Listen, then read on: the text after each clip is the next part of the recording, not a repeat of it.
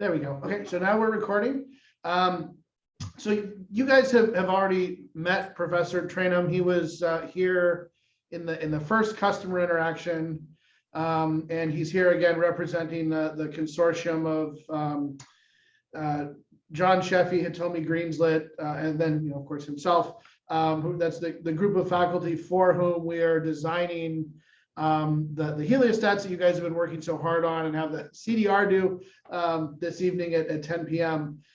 So he's here again as just a representative of the customer consortium to give us a little bit more detail on how to do some of the calculations that you guys had asked about earlier in the week, and then to answer any questions you have on the overall design process. So let me hand it over to Professor Trainham, and Jim, whenever you want me to move slides, just let me know and I'll move them.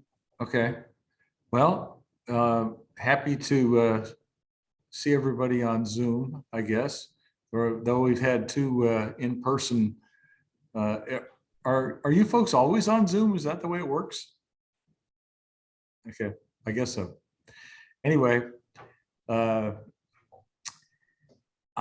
going to try to inform you a little bit more about the details of doing some calculations for estimating the design of these heliostats, or at least the output of your design. So we're going to have a separate call in office hours with Professor Sheffey, who's the real expert in this area. I'm a poor substitute for his knowledge in details of heliostat design, but I'm going to give it a try. So let's go to the next slide. This is one of my favorite slides on the largest thermal solar power plant in the world.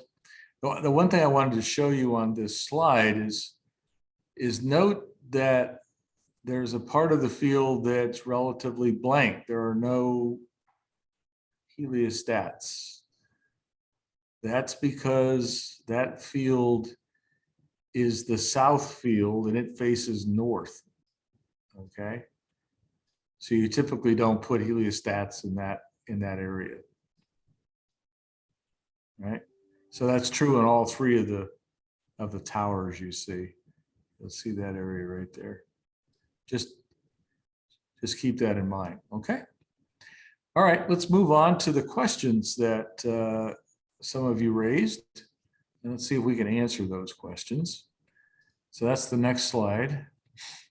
So the first question was, does a set of mechanical link mirrors articulated by one actuator count as one heliostat or multiple? Well, multiple. So if you're very clever, and I hope some of you are very clever and figure out some interesting way to make the mirrors be able to move in such a way that each one of them is basically the heliostat. Sitting on a particular module that it mimics more of dish-like behavior, so you get much better focus, and so that would make it more effective as a system. So I'm looking forward to some clever designs. The base, we don't need to get too. We may have made more of the base area than we should have.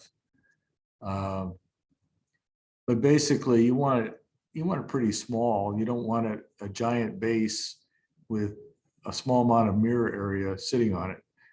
One of the main reasons is, of course, it would cost a lot of money. Number two, it probably means that you're going to have to design to take care of the wind loads on that large base. So the smaller the base, probably the less expensive it will be. So you just want to make, this is design, remember folks, it's not there's no precise answer.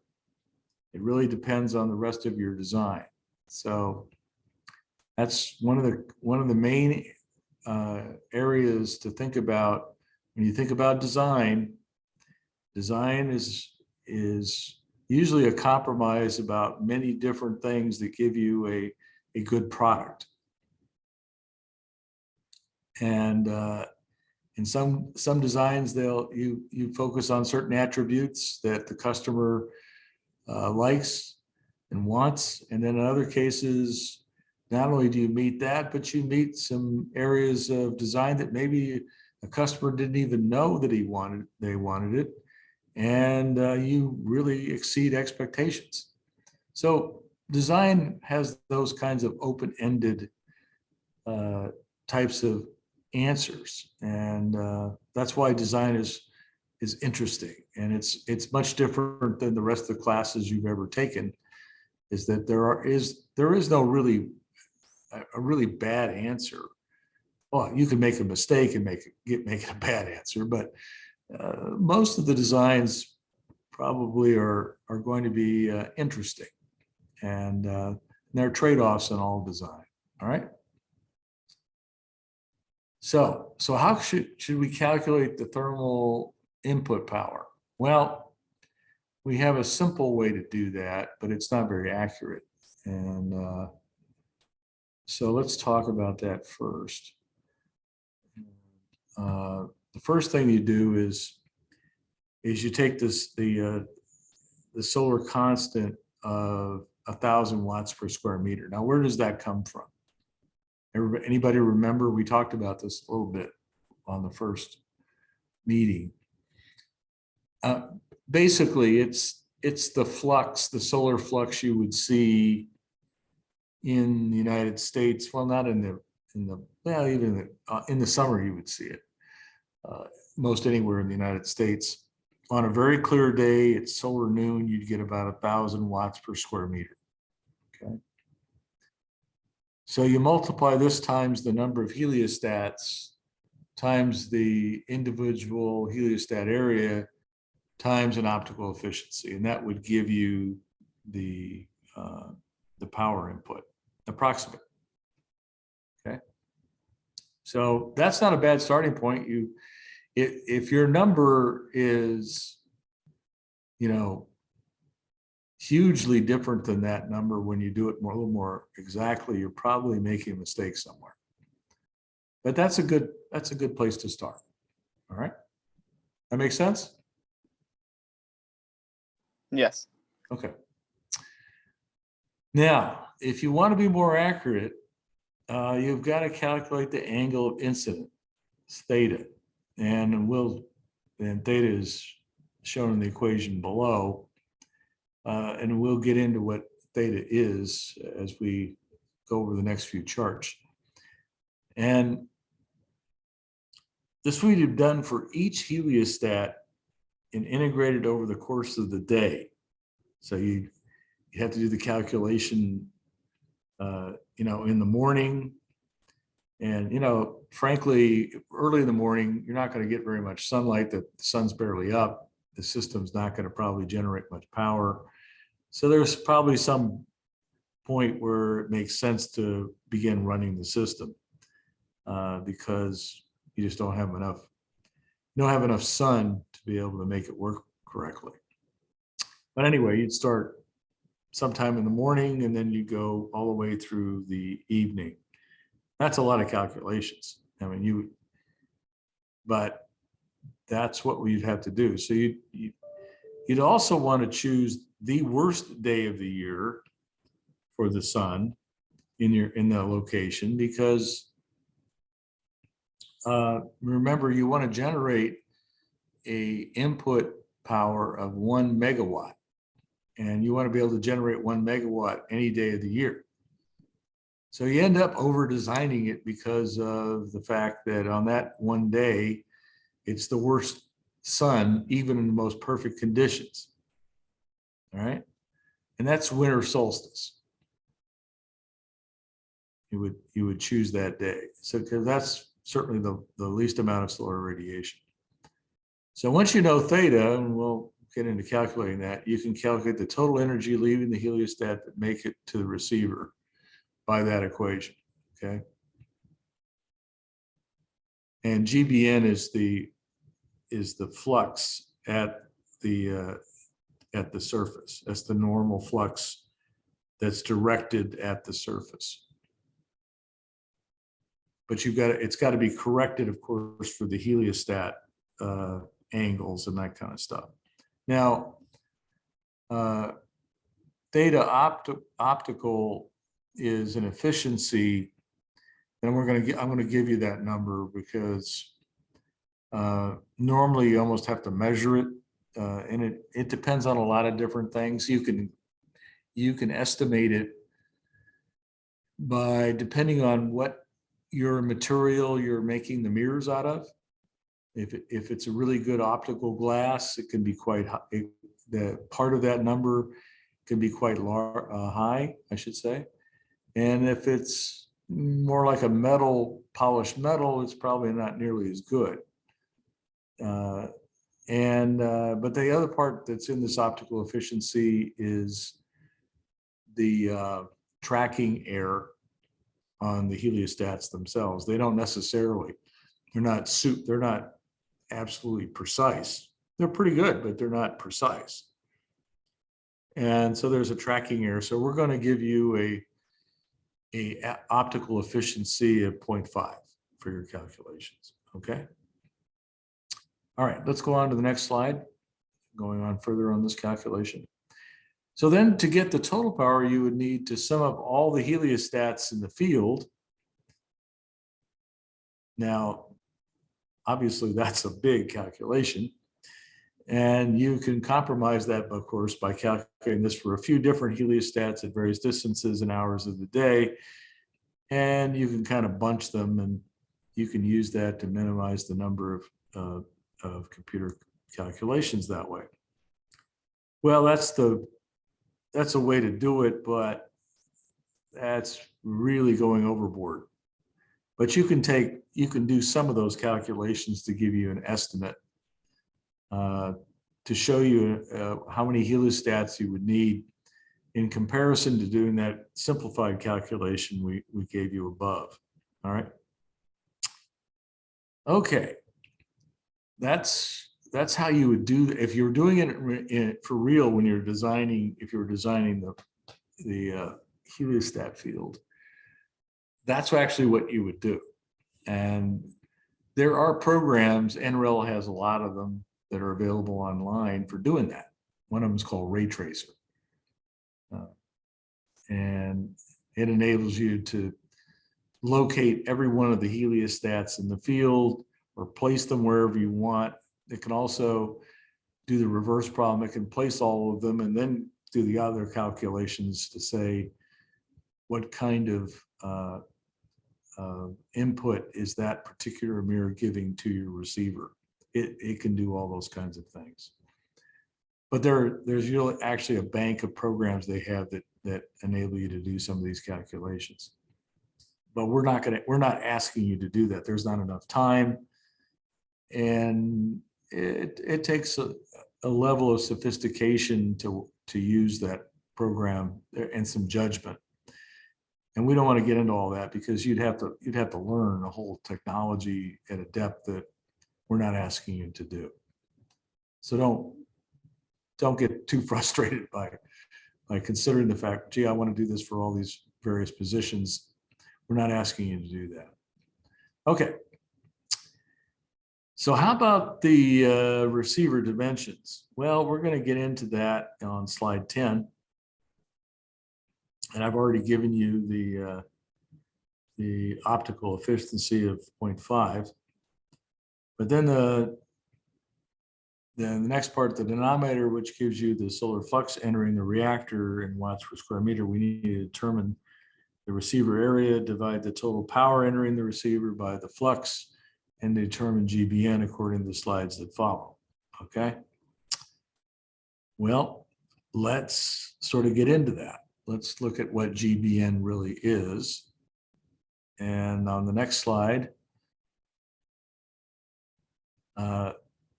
first, let's look at the solar constant. We talked about that in my last talk, which is the flux at the surface of the upper atmosphere. So that's outside the atmosphere, okay? That's the constant that on average, if averaged over the entire Earth, you would get these kinds of numbers. But the solar radiation external to the Earth's atmosphere is G on, and you need that GSC number to calculate it, but you have to take care of the geometry that you're involved with the way the Earth rotates around the sun. So in this equations on the left, N is the day of the year starting January 1st, okay? So you just stick in whatever N is, what day of the year it is, and that will, you can do the calculation of that part. And you can see B is a function of N. So that gets you going on the calculation. All right, that's one part of it. That's just G on. And we'll go on to get the other G in just a minute. But I want to spend a little time. I think this is a wonderful chart actually, because it shows you the variation of the sun and how it impacts the Earth because of the elliptical orbit. And it's quite interesting. I don't know how many of you realize that this in the summer, the sun, both in the southern hemisphere and the northern hemisphere, is the greatest distance from the sun. You probably wouldn't have thought that, but that's what it is. And the reason in the upper upper hemisphere and the lower hemisphere, you have these differences, of course, is that the Earth tilts on its axes, so you get more direct sunlight on that upper hemisphere or the lower hemisphere, depending on what time whether it's December 21st or June 21st, okay? It's that tilting on its axes that makes the difference. And it's notable that in the spring, in the fall, the sun is actually closer to the Earth, yet it doesn't feel as warm. And it's all because the Earth is a little more vertical, and it tends to shine its light more toward it hits the equator more directly in those times of year. So I guess I think you know that the variations in the length of the day at the equator is very small.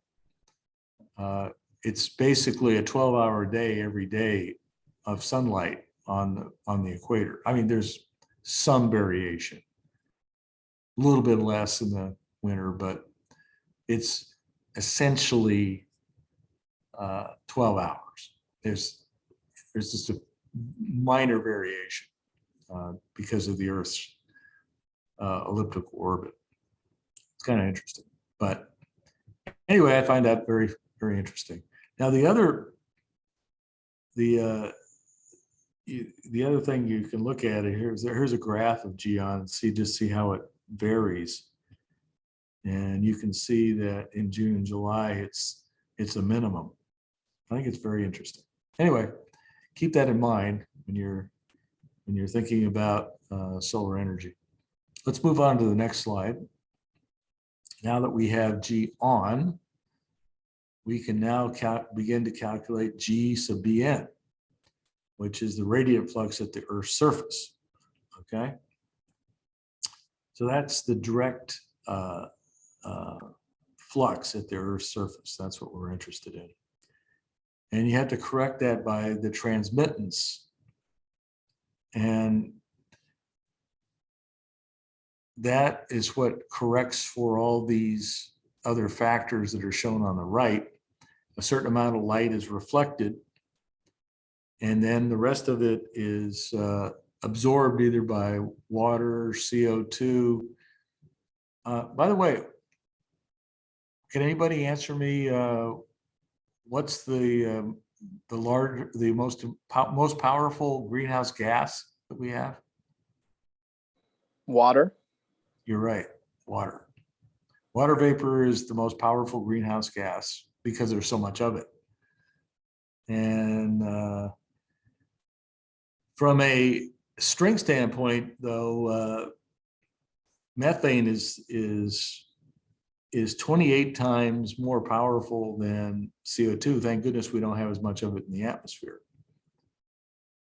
But it has been growing because of our influence. Agriculture puts more methane in the atmosphere than the oil, gas, and coal industry. I don't know if you folks knew that, but that's actually the case. We'd have to change our whole agricultural situation. Sources, the biggest source of methane is actually the belching of livestock. Livestock, when they eat crops, they belch and they let off methane. That's the biggest source, one single source of methane. The other big source in agriculture is rice cultivation. So rice itself, and growing rice, which of course feeds more than half the population of the earth, is another big contributor to, it's about 10% of the total methane. Just a few facts here and there to show you some of the issues. Now, the other thing I brought up with the other class was that if you looked at, part of the earth, it absorbs, say, not nominally 70% of the earth, the sunlight that hits, and about 30% of it is reflected. And when you take into account all these other things, what do you think? Well, not the other thing. If you look at the reflection and the 70% absorption, what temperature do you think we would have on the Earth if you consider it to be a black body? Anybody? 400 degrees. Positive? Oh wait, you said black body? Mm-hmm. Oh, ooh. Is that 400? Negative 200 degrees Celsius. Well, let's say negative 200 degrees. And now that's probably a little cold. It's actually negative 18 degrees. Oh. So that's sort of interesting, because what really happens is, of course, we see in this graph, this picture, is that the absorption due to water vapor, CO2, and other gases, if it weren't for those greenhouse gases, the Earth wouldn't be its nominal 15 degrees centigrade, which makes life possible on the planet. So it's kind of interesting. There's this balance here of, if you didn't have the greenhouse gases, we wouldn't exist because it'd be too cold. It's interesting. Okay, enough of that. Let's look at the zenith angle that has to be calculated. And I'll show you a graph of what that zenith angle is in a moment. Basically, it's related to the elevation of the sun in the sky. And if the sun is very high in the sky, then the angle is very small. And obviously, if the sun is low in the sky, the angle is large. So this transmittance beam is calculated by these various constants that you see. A is the altitude above sea level in kilometers. Okay, that's above sea level. And we'll get into calculating theta z in a second. All right. I think I've told you all the variables you need to know in that so far. Okay, let's move on to the next slide. All right, the zenith angle. So there's the zenith angle, and it is related. You can see if the sun was to rotate towards the zenith angle, actually the zenith angle doesn't change a lot. It would be a much smaller angle. Okay, that's why when the sun's high in the sky. And there's other angles that are important. There's the declination angle. It's related to the tilt of the Earth. Remember, you're having to deal with the fact that on any given day, there's a certain tilt to the Earth and things like that. Okay, so theta phi is the latitude position north of the equator, positive north of the equator. So you'd have to look up the latitude of Las Vegas, right? And then omega is the hour angle. So, for example, if you're looking at a time of the day that's it shows here on the graph 1400 hours. That's solar time. That's based on solar noon, not real noon, but solar noon.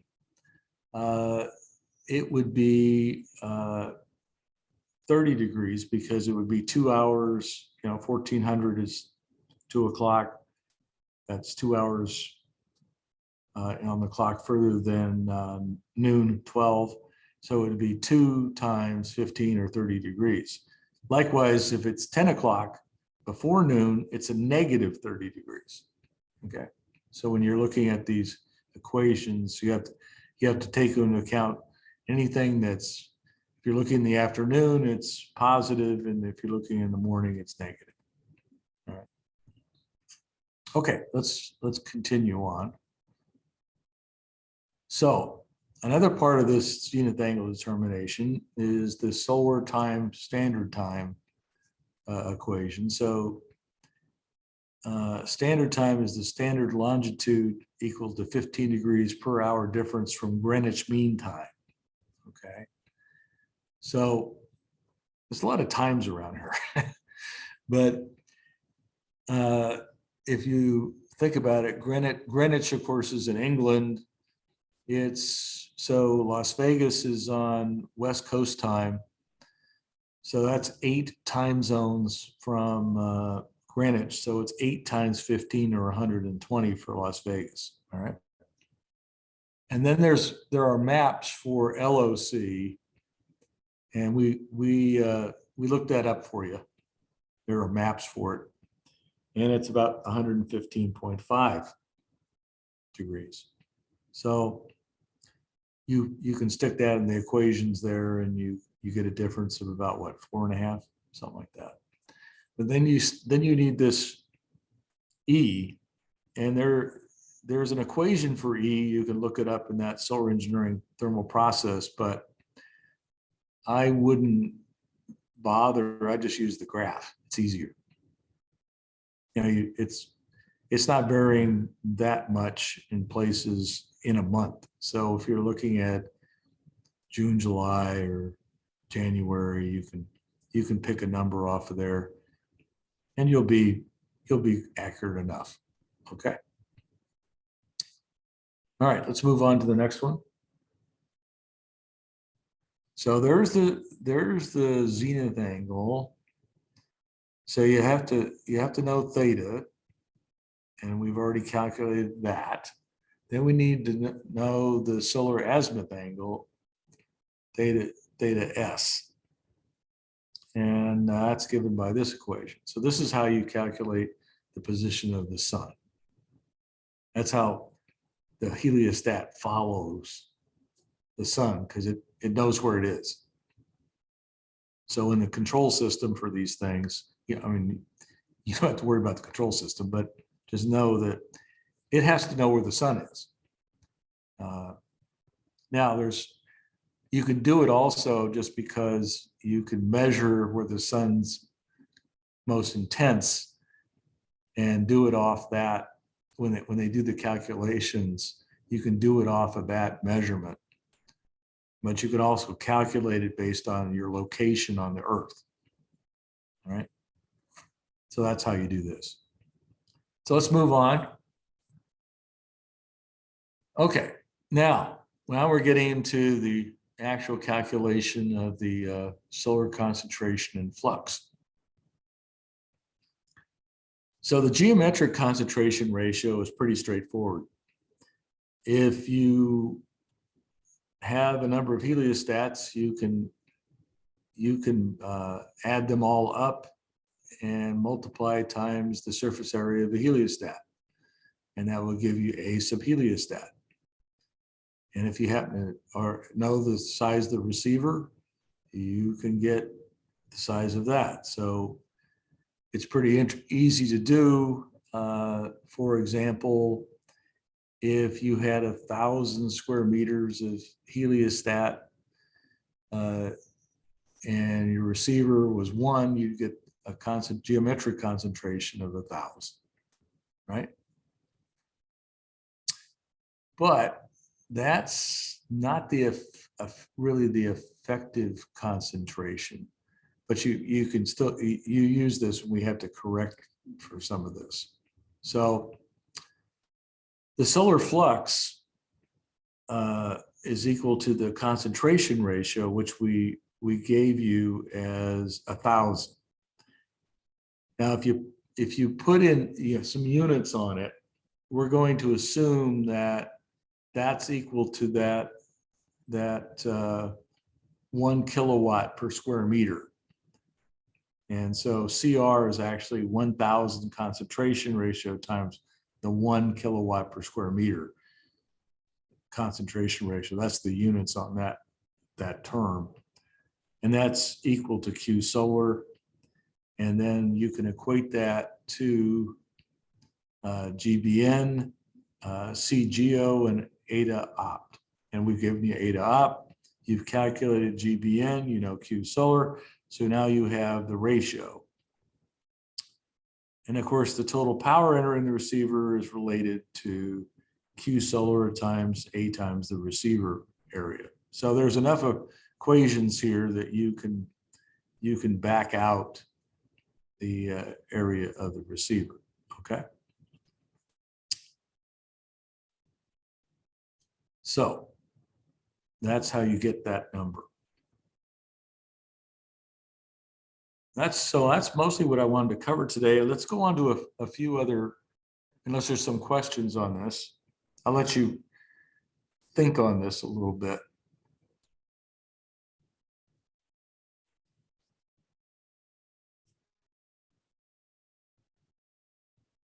Okay, let's move on. Now, the rest of these charts are really not something you need to worry about too much. We're not asking you to calculate the position of the heliostat and things like that. But these are some of the equations that enable you to do that. And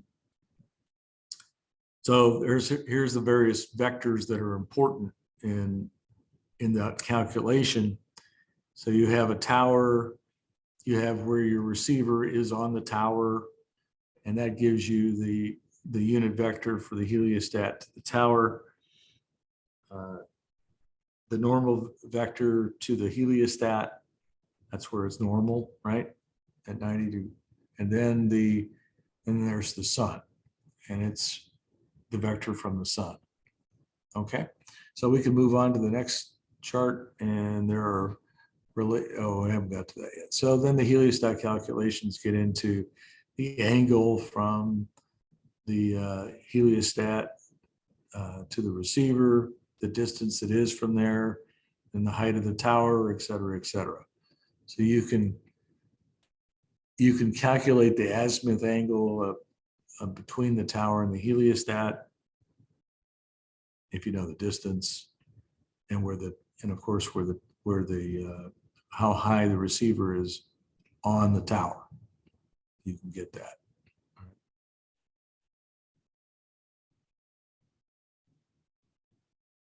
Okay, let's move on. So then further heliostat calculations.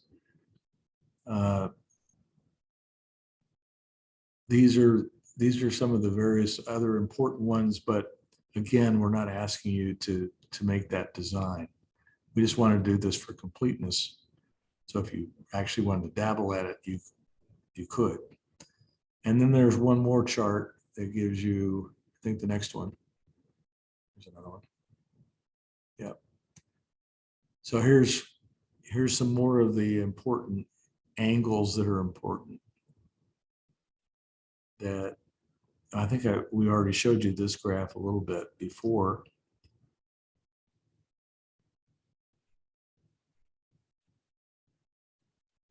And then finally, I think there's one more chart that gives you all the vector calculations.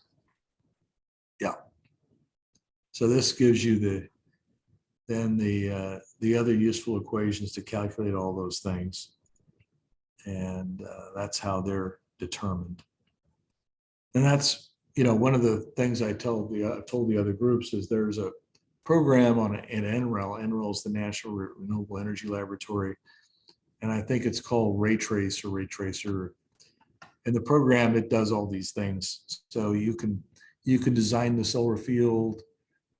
You have various input parameters, and you can do all the spacing and all that kind of stuff. It enables you to do all that. But we're not asking you to do that. So that's kind of for completeness. Give you an idea of what you'd be facing in trying to locate every single heliostat. Okay. Questions? I believe earlier in one of the slides it mentioned that you would provide the area of the receiver. Was that in there, or did I miss it? I don't think we said we were going to give you the area of the receiver. You could estimate it. I think it was I took a screenshot of it. In slide 4, Let's go back to slide 4. Maybe I have that wrong. Oh no, never mind. Where was it said somewhere on slide 10 in one of those screenshots that I took. I have slide 4. We can put it up here. Slide 4. Yeah, it must not have been slide 4. Where was it? I took a screenshot and I was going to ask you once you stopped talking. All right. Oh, okay. It just said the relevant equations in slide 10. Okay. Yeah. It's not, we don't give it to you. You have to calculate it. Got it.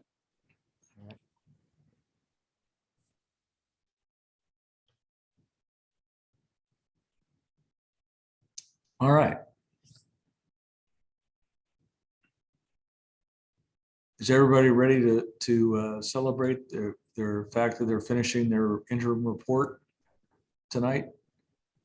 Very excited. Yeah, very happy about that. I'm sure you are. I remember how hard I worked on my senior design project, how much time it took to do all the work. But I enjoyed it though. I thought it was one of the best classes I ever took. Yeah, I think it's worth the effort for sure. Yeah, well, it's more like what you're facing when you go out in industry, because the problems you're given are usually pretty open-ended. Nobody, in many cases, no one gives you the answer. I mean, in other words, you get asked to, if you get in a design situation, you get asked to design something. Like I say, there's all these trade-offs. And you have to make estimates. And then you make initial estimates. In engineering, the nice thing about engineering is that there's the back of the envelope estimate.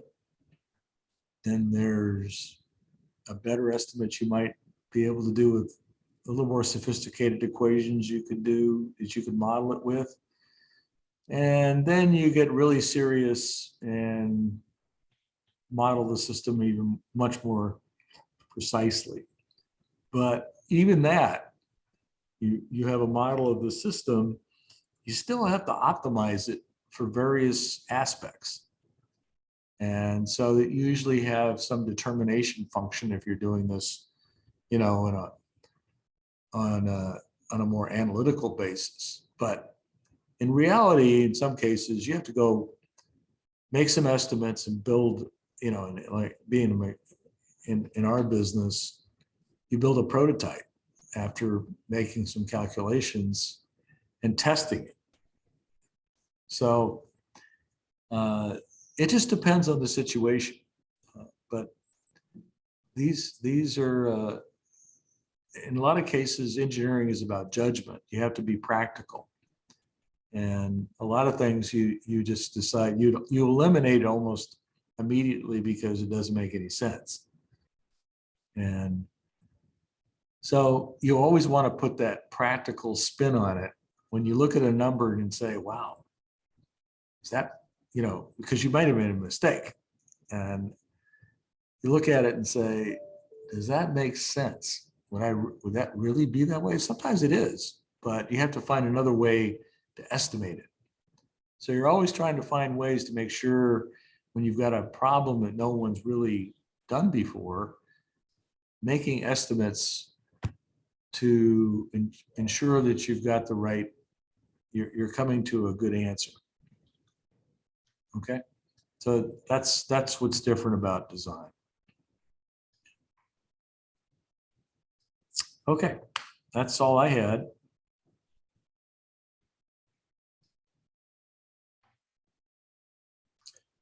And I'm sure your reports will be very interesting. That'll keep Dr. Traum up at night reading those. Yeah. That's the next half of the semester is lots of reading for me. Okay, so we've got about 5 minutes left. If anybody has questions for Professor Trainham, or this is a good time too. I'm not sure if there's anybody in this section, but there were students in other sections that had some kind of out of the box zany ideas that they wanted to run by the customer consortium. So now is a good time if you guys have got crazy ideas to throw them out there and get a reaction. By the way, we like crazy ideas because they might turn out to be something really good. Yeah.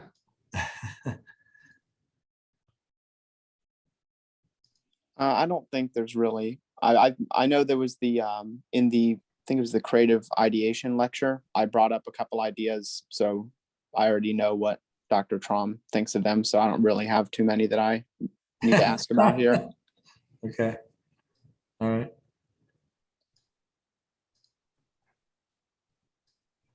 I hope you're having fun with this. I hope it's a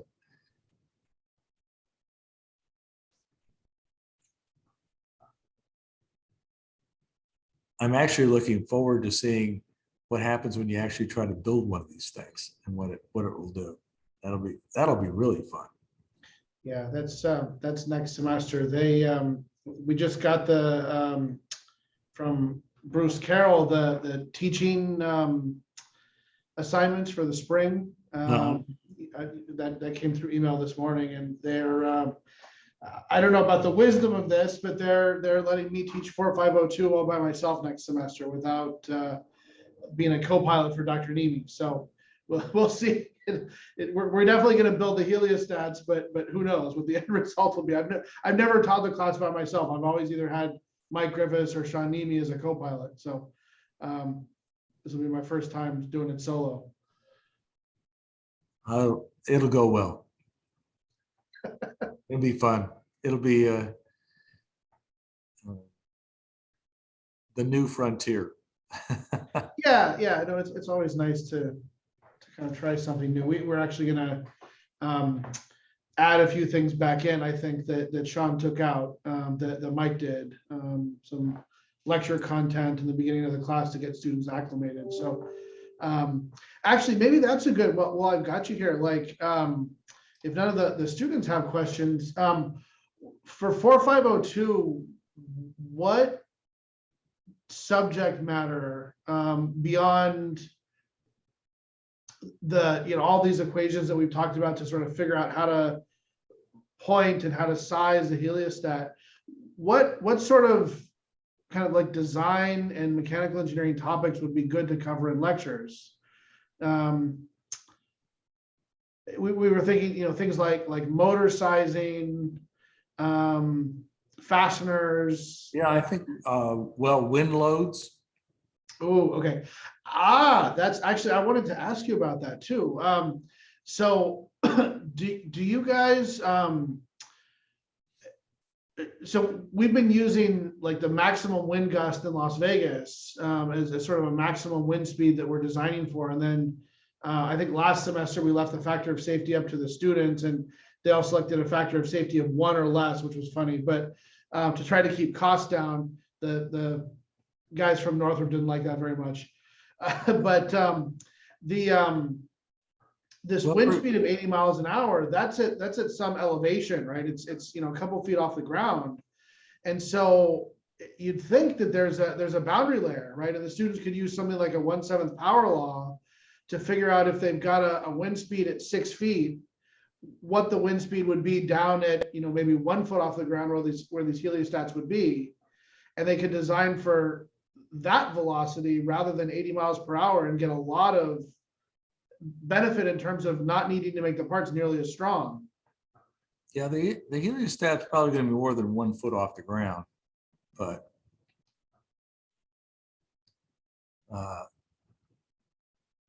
I mean the lowest part of it, I'm trying to think of the mirrors that I had. Let's see, I would say they were probably more like 18 inches to 2 feet off the bottom of the mirror was off the ground Yeah. on those particular ones. But you've got a base to deal with, as well, but the mirrors are going to drag everything. So 80 miles an hour is a pretty high speed. You typically don't design the system to be able to operate at 80 miles an hour. Yeah, students in the summer were setting various thresholds. It was, somewhere between 40 and 60, depending on kind of how ambitious they were. That's really ambitious and probably too ambitious. Yeah, well, and so the system would go into sort of a safety mode at that point, right? Where everything Yeah, gets turned horizontal and you just sort of ride it out after that. That's correct. And typically, usually it's not more than 40 miles an hour, maybe 35 to 40 is usually where that happens. Nobody designs them for much over 40 miles an hour, I don't think. Depends on the size of the mirrors. I mean, in some cases, if the mirrors are small enough, you don't have that much drag. But if you've got a very small system, small mechanical system supporting it, then you have to be careful about that. You don't want, you've got, again, here's the design problem. You've got a certain drag at say 35, 40 miles an hour, then that determines what's the strength of the support pieces and the gearing and everything else has to be, right? Yeah. And so I do think that something on wind speed and things like that, but I'm almost sure that most of these systems, I don't remember many being over 50, and I think most of them were under 40 miles an hour. That's a lot of wind. And it blows definitely in the desert, steadily at times. 20, 25 miles an hour is not an unusual amount of wind. But when you start getting up to big wind gusts of over 40 miles an hour, that's a tough thing to design for. So it'd be interesting to see it would be interesting to see the difference between something designed at 40 versus 60. Yeah.